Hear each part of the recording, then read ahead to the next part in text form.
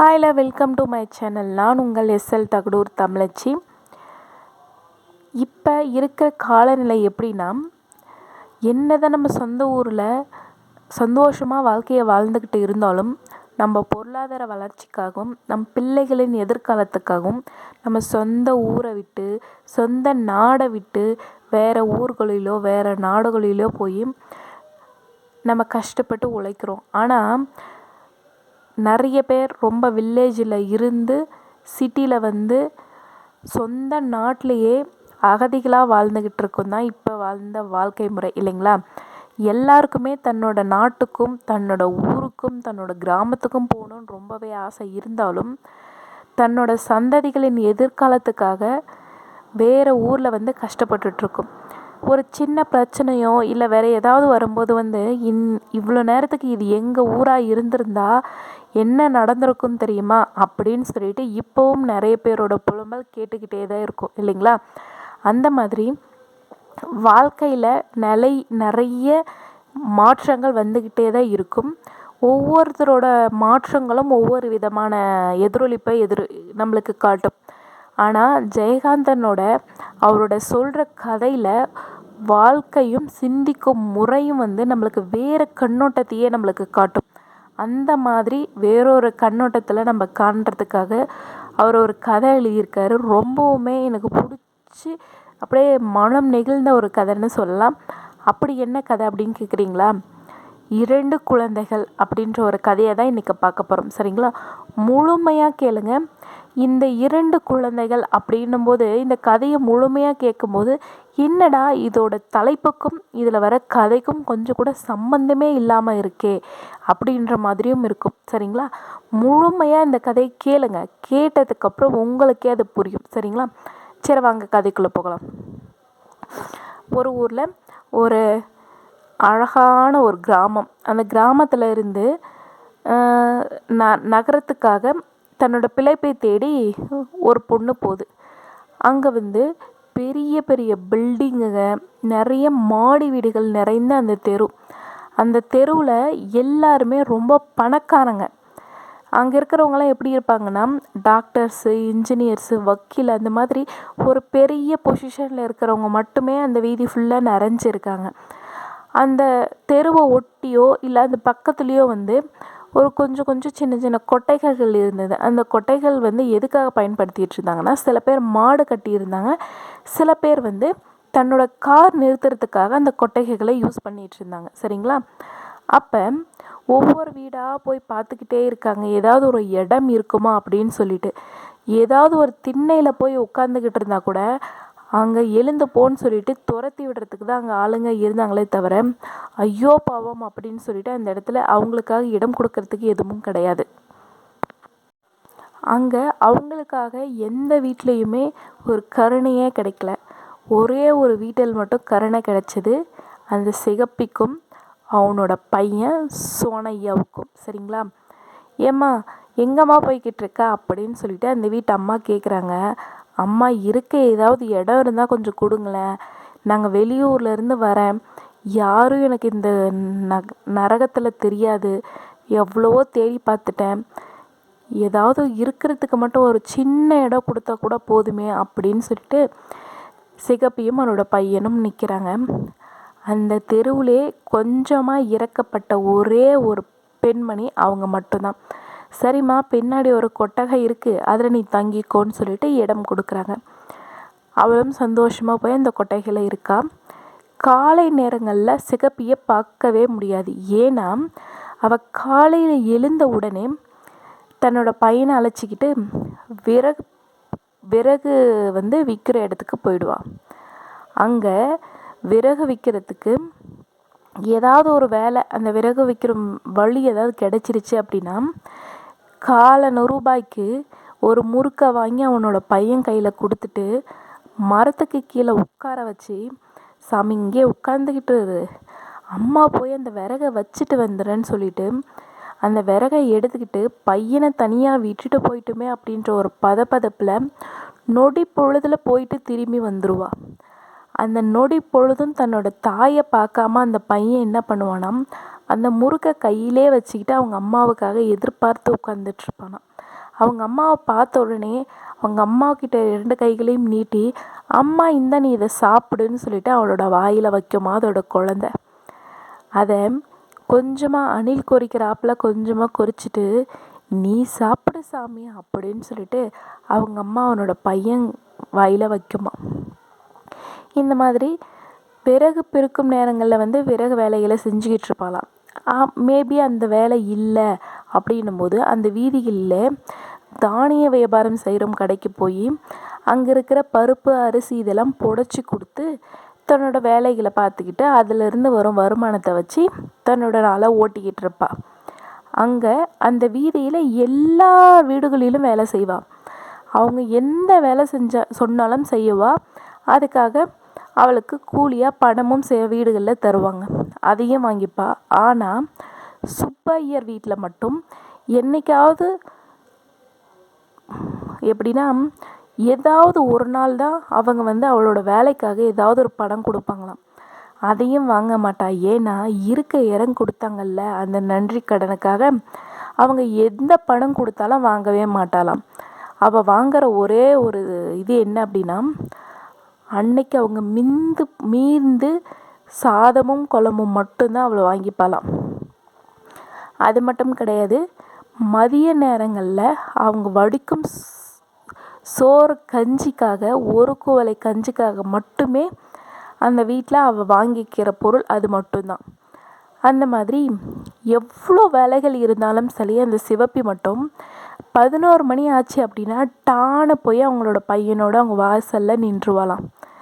அவளுக்கு அந்த கஞ்சி மேலே ஏன் இவ்வளோ பிரியம்னு தெரியல.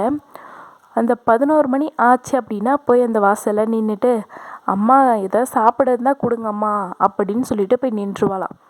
தன்னோட தகர குவையில போய் நிற்கும்போது வெளியில் ஈச்சலில் உட்காந்துட்டு இருந்த அவங்களோட அந்த ஐயர், அவர் யாருன்னா ரிட்டையர்டு சப் ரெஜிஸ்டராக இருந்து வேலை செஞ்சவர். அவர் சிகப்பியை பார்த்தா சுத்தமாக பிடிக்கவே பிடிக்காதாம். அதனால் அவங்க பையனோட வீட்டுக்குள்ளே வரும்போது அவளுக்கு ரொம்ப எரிச்சலாக இருக்குமா. அந்த டயத்தில் என்ன பண்ணுவாராம், ஏப்பா தம்பி 4 வருஷம் ஆயிடுச்சு, உன்ன என்ன அம்மாவை தூக்கிக்கிட்டு சொல்லி உங்கள் அம்மா மடி மேலே உட்காந்துக்கிட்டு இருக்க, இறங்கி நடக்கக்கூடாதா? உங்கள் அம்மாவுக்கு போய் விறகு சுமக்கிற மாதிரி நீயும் போய் ஏதாவது சுமக்கலாம்ல அப்படின்னு சொல்லிட்டு அவர் பேசுவாராம். அதுக்கு அந்த சிவப்பி என்ன நினச்சிப்பாரா, நம்மளோட பையனை கொஞ்சுறாங்க அப்படின்னு சொல்லிட்டு சிரிச்சுக்கிட்டே அதை கடந்து போவாளாம். அதுக்கு அந்த சுப்பையர் சொல்லுவார், பாரு நாளைக்கெல்லாம் நீ நடக்காமல் உங்கள் அம்மாவை தூக்கிக்கிட்டு வந்தாங்கன்னா பாரு அப்புறம் என்ன நடக்குது அப்படின்னு சொல்லி அவகிட்ட வசைப்படுவாராம்.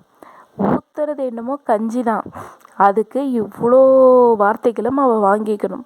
ஆனால் அதை கூட அவளுக்கு திட்டுறாங்கன்னு தெரியாமல் ரொம்ப சுலபமாக கடந்து போவாளாம் அந்த அரியா பெண். அவன் அந்த கஞ்சி ஊற்றும் போது அவரோட மனைவி தெரியாமல் கூட ஒரு பருக்க கூட சாதம் அவரோட பாத்திரத்தில் விழுந்துடக்கூடாதாம். விழுந்துருச்சுன்னா போச்சு அன்னைக்கு. அவங்க மனைவி கிட்ட போய், என்னம்மா என்னது உங்கள் அப்பா ஒரு வேளை சாப்பாட்டுக்கும் கஞ்சிக்கு லாட்ரி அடிச்சதெல்லாம் மறந்துட்டியா அப்படின்னு சொல்லிட்டு அந்த ஒரு பருக்கை சாதத்துக்காக அவங்களோட மனைவியை இவ்வளோதான் வசைப்படுவார்னு இல்லையா. அதுக்கு பயந்துக்கிட்டே ரொம்பவுமே ஜாகிரதையாக இருப்பாராம் அவரோட மனைவி. அப்போ சுப்பையர் நினைப்பார், குடிக்கிறது கஞ்சியாக இருந்தாலும் எவ்வளோ ஸ்ட்ராங்காக இருக்கா பார்த்தியா இவ அப்படின்னு சொல்லிட்டு சுப்பையர் சொல்லுவாராம். அந்த கஞ்சி வாங்கிக்கிட்டு போனதுக்கப்புறம் அவரோட மனைவி கிட்ட, இதா பாருமா நாளையிலேருந்து கஞ்சியெல்லாம் வடிக்காத, சோறு பொங்கிடு அப்படின்னு சொல்லுவாராம். சரின்னு சொல்லிட்டு இந்த மாதிரி போய்கிட்டு இருக்கு. அந்த கஞ்சியை வாங்கி தன்னோட பையனுக்கு கொடுத்து அந்த பையன் மீந்த கஞ்சியை இவ சாப்பிட்டுட்டு தன்னோட வாழ்க்கையை போக்கிக்கிட்டு இருந்தா. இவை யாருன்னு கேட்டிங்கன்னா, ராமநாதபுரத்துலேருந்து வந்த ஒரு பெண். அவரோட கணவர் வேலை நிமித்தமாக வடப்பக்கம் போய் வியாபாரத்துக்காக போயிருப்பார். ஆனால் அவர் திரும்பி வந்த பாடில்லை, என்ன ஆனார்னு தெரியல. இந்த மாதிரி காலங்கள் போய்கிட்டுருக்கு. ஒரு நாள் அந்த சுப்பையருக்கு பிறந்த நாள். என்ன பண்ணுறாங்கன்னா, அந்த சுப்பையர் வீட்டில் தான் அந்த கஞ்சிக்காக வெயிட் பண்ணிகிட்ருப்பார் பார்த்தீங்களா. அவனோட பையனுக்கு வந்து ரொம்பவுமே பசி. சரி, இன்றைக்கி வந்து ஒரு விசேஷமான நாளாக இருக்கே, எப்படிரா போய் கேட்குறதுன்னு சொல்லிட்டு தயங்க போய் தன்னோட பையனை அழைச்சிக்கிட்டு ஒரு மரத்துக்கடியில் நிற்கிறான் தன்னோட இரும்பு குவளையோட. அப்போ பையன் வேற, அம்மா பசிக்குதம்மா கஞ்சிம்மா அப்படின்னு சொல்லிட்டு அழுகிறான். என்ன பண்ணுறதுன்னு தெரியாமல் அவளும் என்னென்னமோ பேசி விளையாட்டு காட்டி எதேதோ பண்ணுறான். எப்படா அவங்க எல்லாம் போவாங்க, நம்மளுக்குன்னு ஏதாவது கஞ்சி ஊற்றுவாங்கன்னு சொல்லிட்டு அவள் பொறுமையாக காத்துக்கிட்டு இருக்கா. அப்போ அந்த பையனை வந்து திசை திருப்புறதுக்காக, என்னப்பா அப்பா எங்க அப்படின்னு கேட்குமா. உடனே அப்பா தூரமாக போயிருக்காரு அப்படின்னு சொல்லுமா. அப்பா எப்போ வருவார் அப்படின்னு கேட்பாலாம். உடனே அந்த குழந்தை அந்த தெரு முனையில் போய் நின்றுக்கிட்டு ரெண்டா பக்கமும் தலையை ஆட்டி ஆட்டி பார்த்துட்டு அப்பா வரலை அப்படின்னு சொல்லுமா. அதை கேட்ட உடனே, நீ அப்பா வருவார் சாமி, நாளைக்கு அப்பா வந்துடுவார், வரும்போது தம்பிக்காக பழங்க மிட்டாயி புது சட்டையெல்லாம் எடுத்துகிட்டு வருவார். அப்பா வந்த உடனே நம்ம எல்லாரும் நம்ம ஊருக்கே போய் சந்தோஷமாக இருக்கலாம் அப்படின்னு சொல்கிறா. அது சொல்லும்போதே அவளோட தொண்டை அடைக்குது. அதுக்கப்புறம் அந்த வீட்டில் இருந்த இலைகளெல்லாம் எடுத்துக்கிட்டு வெளியில் போடுறாங்க. போடின உடனே அந்த பையன் சொல்கிறான், அம்மா கஞ்சி அம்மா கஞ்சி அப்படின்னு சொல்கிறான். உடனே அந்த சாப்பாடு எல்லாம் முடிஞ்சிருச்சு அப்படின்னு சொல்லிட்டு வெளியில் வந்து நிற்கும்போது வீட்டுக்குள்ளே இருந்து அந்த அம்மா, யார் சிகப்பியா, ஏம்மா இங்கே சாப்பிட்டவங்களுக்கெல்லாம் கை கழுவுறதுக்கு கொஞ்சம் கூட ஜலம் இல்லை, பின்னாடியே வந்து ஒரு 2 வாளி தண்ணி இறைச்சி ஊற்றுறியா அப்படின்னு சொல்லிட்டு அந்த அம்மா உள்ளேருந்து குரல் கொடுப்பாங்க. உடனே அந்த அம்மா சிவப்பி என்ன பண்ணுவான்னா, தன்னோட பையனை இறக்கி ஒரு மரத்துக்கடியில் உட்கார வச்சுட்டு, சாமி நீ இங்கே உட்காந்துட்டுரு, அம்மா போயிட்டு வந்துடுறேன் அப்படின்னு சொல்லிட்டு சிகப்பி பின்னாடி வழியாக போய் தண்ணி இறைச்சி ஊற்றிக்கிட்டு இருப்பாள். அப்போ சாப்பிட்டு முடிச்சுட்டு வெளியில் உட்காந்துட்டு இருந்த சுப்பையர் வந்து, இந்த பையனை ஏதாவது பண்ணுவான், நம்ம ஏதாவது இவனை திட்டலாம் அப்படின்னு சொல்லிட்டு ரொம்பவுமே எதிர்பார்ப்போடு உட்காந்துக்கிட்டு இருப்பார். ஆனால் அந்த சோனையா எந்த அலம்பலும் பண்ணாமல் அவங்க அம்மா உட்கார வச்ச இடத்த விட்டு நகராமல் ரொம்பவுமே சமத்தாக உட்காந்துக்கிட்டு இருப்பான் அந்த இடத்துல. உடனே அழுகிற சத்தம் கேட்கும். யாருன்னு பார்த்தா அவனோட அந்த சுப்பையரோட மகள் வழி பேரன் அழுந்துக்கிட்டே வருவான். அப்போ வந்து சுப்பையர் கேட்பாரு, என்னது என்னப்பா என்ன வேணும், ஏன் அழுகிற அப்படின்னு சொல்லி கேட்பாரு. அந்த குழந்தை எந்த பதில் சொல்லாமல் அம்மா அம்மா அப்படின்னு மட்டும் அழுகும்.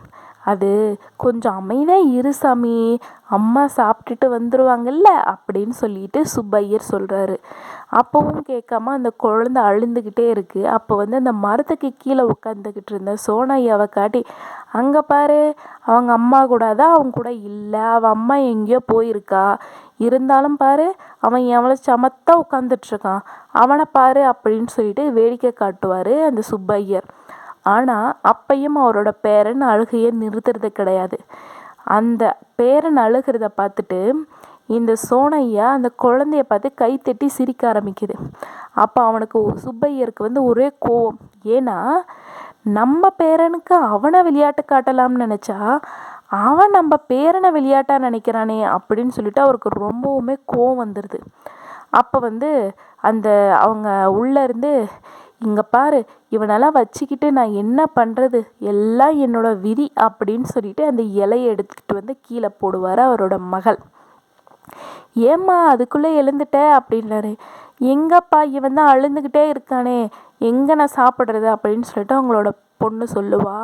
அதுக்கு வந்து அங்கே பாரு அந்த ஜாங்கரி கூட சாப்பிட்லையாம்மா, அப்படியே இருக்கே அப்படின்னு சொல்லிக்கிட்டே இருப்பார். அப்புறம் அவளோட பேரனை அழைச்சிக்கிட்டு அவரோட பொண்ணு உள்ளே போயிடுவாள். அப்போ தூரத்தில் உட்காந்துக்கிட்டு இருந்த அவனோட சோனையை அதை பார்த்துக்கிட்டே இருக்கான். அப்போ வந்து அவரோட மகளுக்கு அவங்க மனைவி கிட்ட சொல்லி, நம்மளோட பொண்ணுக்கு ஜாங்கிரி ஒன்று எடுத்துகிட்டு வந்து குடும்பம் அவள் சாப்பிடட்டும் அப்படின்னு சொல்கிறான். அப்போ அதை சாப்பிட்டுக்கிட்டே இருக்கும்போது சோனா ஐயாவை பார்த்துட்டு, ஏல பயல உனக்கு என்ன ஜாங்கிரி சாப்பிட்றியா அப்படின்னு சொல்லி கேட்பாரு. அவனுக்கு ஒன்றும் புரியாது. அப்போ வந்து இல்லை மிட்டாய் சாப்பிட்றியாடா மிட்டாயி அப்படின்னு சொல்லி கேட்பாரு. உடனே வந்து அவன் தலையை ஆட்டுவான். பார்த்தோன்னே என்னது இவர் அந்த பிஞ்சு உள்ள வந்து நம்மளுக்கு மிட்டாய் தரப்போகிறாங்க அப்படின்ற ஒரு ஆசையால் எழுந்து அந்த உட்காந்துட்டு இருந்த இடத்த விட்டு எழுந்து வருவான். வந்து அங்கே பாரு அங்கே போட்டிருக்காங்க பாரு அதில் இருக்குது அந்த மிட்டாய் எடுத்து சாப்பிட்றே அப்படின்னு சொல்லுவான். உடனே அந்த பிஞ்சு கைகளால் அந்த எச்சி இலையிலேருந்து அந்த ஜாங்கிரியை எடுக்கிறதுக்காக போவான் அந்த சோனையா. அதை தூரத்துலேருந்து பார்த்த சிகப்பிக்கு வந்து ஒரே கோவம். அங்கேருந்து வாளியை இருந்த இடத்துல அப்படியே தொப்புன்னு போட்டுட்டு அவசரமாக நடையும் ஓட்டமாக வந்து தன்னோட பையனை வந்து அடிக்கிறான். ஏண்டா உனக்காக நான் எலும்பு முறித்து சம்பாதிச்சு உனக்கு கூழோ கஞ்சியோ ஏதோ கஷ்டப்பட்டு ஊற்றிட்டுருக்கேன், உன்னை யாரடா இந்த எச்சேலியிலேருந்து எடுக்க சொன்னான்னு சொல்லிட்டு எப்போவுமே கொஞ்சிக்கிட்டே இருக்கிற அந்த சிகப்பியை அந்த பையனை அன்றைக்கி 4 அடி அடிச்சிடுறா.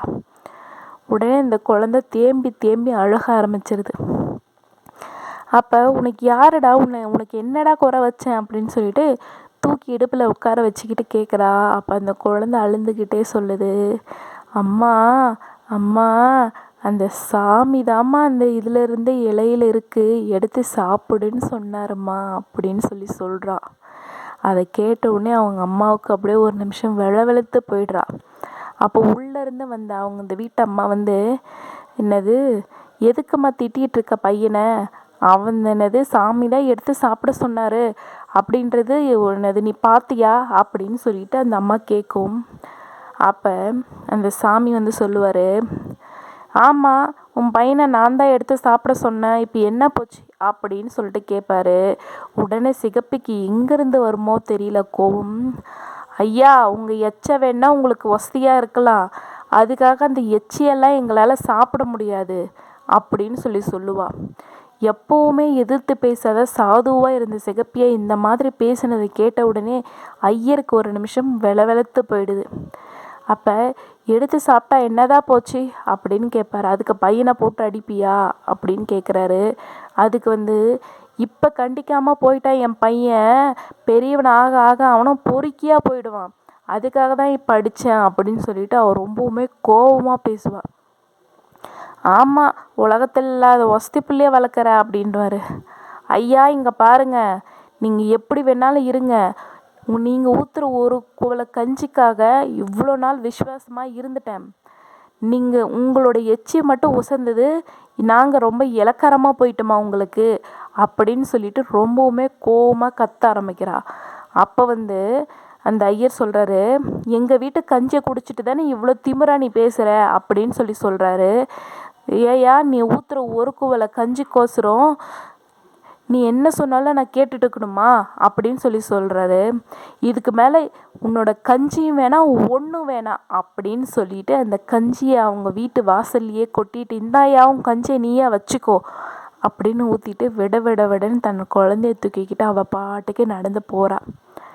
இதையெல்லாம் பார்த்துக்கிட்டு இருந்த அந்த வீட்டம்மா தொட்டி நிறைய தண்ணி அவளால் நிரப்பப்பட்டு அவளுக்காக கொடுக்கறதுக்குன்னு சொல்லிட்டு ஒரு கிண்ணம் நிறைய சாதம், ஒரு கிண்ணம் நிறைய குழம்போட அவளோட ஏக்கமாக பார்த்துக்கிட்டே நிற்கிறா. அவள் நடந்து போகிற அந்த பார்வையை பார்த்துக்கிட்டே நிற்கிற அந்த வீட்டம்மாவும் அந்த சுப்பையரும் இவளா இது அப்படின்ற மாதிரி அப்படியே பிரமிச்சு போய் நிற்கிறாங்க. அப்படியே ஜெயகாந்தன் இந்த கதையை முடிக்கிறாரு. இந்த கதையை முழுமையாக கேட்டிங்கன்னா 3 விதமான கண்ணோட்டத்தில் இந்த கதையை பார்க்கலாம். எப்படின்னா, ஊரை விட்டு வெளியூர்களுக்கு வந்தால் ஒரு பெண் எவ்வளோ கஷ்டப்படுறா தன்னோட அன்றாட வாழ்க்கைக்கு கூட அப்படின்றதையும் ரொம்ப அழகாக சொல்லியிருப்பார். இன்னொன்று, என்னதான் ஒரு பணக்கார வீட்டில் கல்யாணம் பண்ணியிருந்தாலும் தன்னோட ஏழை மனைவி அப்படின்றதுக்காக அவளை எந்த அளவுக்கு இலக்காரமாக பேச முடியுமோ அப்படியும் பேசுகிற ஒரு வர்க்கத்தினர். அதையும் இந்த கதையில் பார்க்கலாம். இன்னொன்று, 2 குழந்தைகள் அப்படின்னு சொல்லிட்டு இந்த கதையோட தலைப்பை பார்த்தோம் பார்த்தீங்களா, அதையும் பார்க்கலாம். எப்படி 2 குழந்தைகள் அப்படின்னு கேட்குறீங்களா? எதுவுமே இல்லாமல் தன்னோட அம்மா வார்த்தைக்காக கட்டுப்பட்டு தன்னோட கையில் இருந்த முறுக்க கூட சாப்பிடாம தன்னோட அம்மா திரும்பி எப்போ வருவா அப்படின்னு பார்த்துக்கிட்டு இருந்த குழந்தை ஒன்று. இன்னொரு குழந்தை அவரோட பேரன். அம்மாவை எல்லா வசதிகளும் இருந்தும் தன்னோட அம்மாவை சாப்பிட விடாமல் இருந்த இன்னொரு குழந்தை. 2 விதமான குழந்தைகளினோட குணாதிசயங்களை இதில் நல்லா தெரியுது இல்லைங்களா? இதுதாங்க இந்த தலைப்பு இந்த கதைக்கு வச்சிருந்த காரணம். சரிங்களா?